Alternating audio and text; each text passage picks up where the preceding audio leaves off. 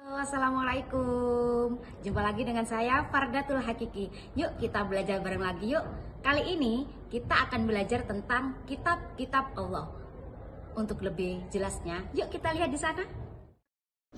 Materi kali ini adalah beriman kepada kitab-kitab Allah. Allah menurunkan kitab-kitab suci sebagai petunjuk dan penuntut umat manusia. Pengertian beriman kepada kitab Allah. Iman kepada kitab Allah artinya dengan sepenuh hati bahwa Allah Subhanahu wa taala telah menurunkan beberapa kitab.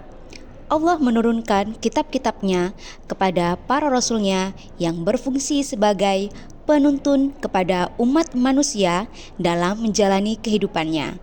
Setiap orang yang beriman kepada Allah wajib beriman kepada kitab-kitab Allah. Tujuannya yaitu agar manusia beribadah kepada Allah Subhanahu wa taala semata tanpa menyekutukannya dengan apapun. Allah menurunkan beberapa kitab kepada beberapa nabi. Yang pertama adalah kitab Taurat. Kitab Taurat diturunkan oleh Allah kepada Nabi Musa alaihissalam. Pokok ajaran kitab Taurat berisi tentang kaidah tauhid dan hukum-hukum syar'i atau yang terkenal dengan 10 perintah Tuhan, yaitu berisi 8 larangan dan 2 perintah. Isinya yaitu yang pertama adalah jangan ada padamu ilah lain di hadiratku. Kemudian yang kedua, jangan membuat patung ukiran dan jangan pula menyembah patung karena aku Tuhan Allahmu.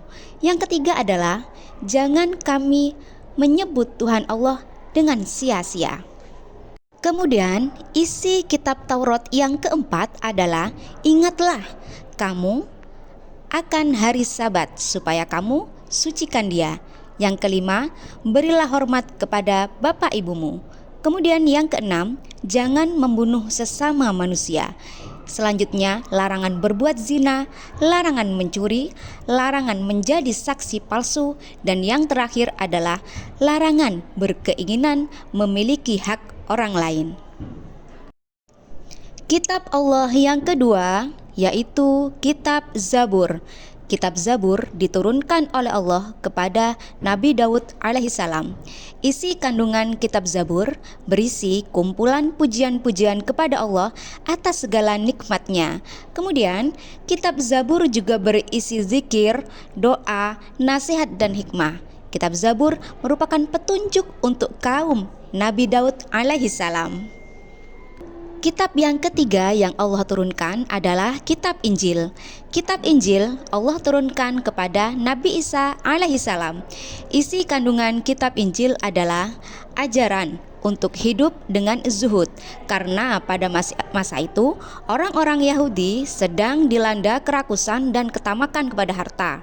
Isi kandungan kitab Injil sama dengan kitab-kitab sebelumnya, namun sebagian menghapus hukum-hukum yang tertera di kitab Taurat yang tidak sesuai di masa itu.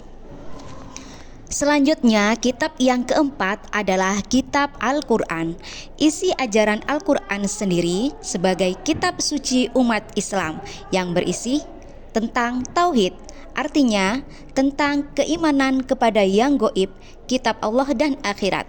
Yang kedua, syariah, berisi hukum-hukum Allah. Ketiga, akhlak, yakni berisi tentang pedoman berakhlak.